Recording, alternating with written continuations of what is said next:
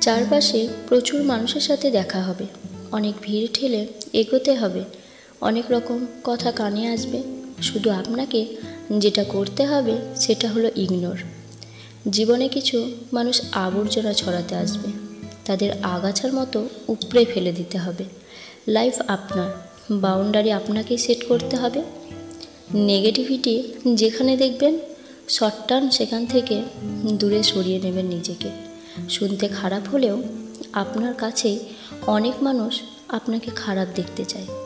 তারা চায় সহানুভূতি নামক মলমের তলে একটু কাটা ঘায়ে নুন ছিটাতে। আপনি সিম্পলি সেই সুযোগটাই দেবেন না। অযথা তর্কে যাবেন না, বোঝাতে যাওয়ার কোনো প্রয়োজন নেই।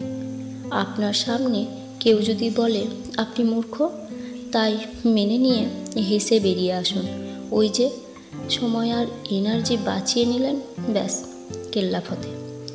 যে যা বলছে শুনে নিন আর মুচকি হেসে শ্রীর দ্বারা সোজা করে নিজের সিদ্ধান্তটা নিজেই নিন। যারা নিজের সিদ্ধান্ত নিজে নিতে পারে তারা আসলেই জীবন চেনে, বোঝে।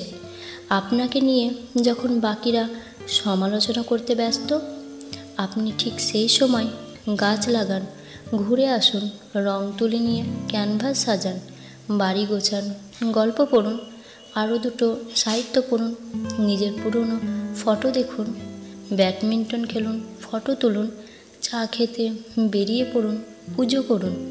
মোট কথা, তাদের কথায় রিয়াক্ট করবেন না। যা বলছে বলুক, আপনার কানে এলেও ফেলে দিন। দিন শেষে আপনি জানেন আপনি কি, কেমন, আর এটাও জানেন যারা বলছে তারা আপনার কাছে জাস্ট ম্যাটার করে না। ঠিক এইটাই। একটা বাউন্ডারি সেট করুন, একদম যাদের বা যার বুকে মিশে আপনি শ্বাস নেবেন, যার সামনে আপনি আয়নার মতো দাঁড়াতে স্বাচ্ছন্দ্য বোধ করেন, ঠিক তাদের কাছে ওপেন আপ হন, তাদের কাছে এক্সপ্লেন করুন, তাদের কাছে ঝুঁকতে শিখুন। কারণ হয়তো তারা বা সে আপনাকে খারাপ দেখতে চায় না। বাদ বাকি দুনিয়াকে মালা ঘোরা করে ঝেড়ে ফেলে দিন। একটা কথা মাথায় রাখবেন, জীবন অনেক সুন্দর। আপনি যে জীবনটা বাঁচতে পারছেন সেটা অনেক সুন্দর।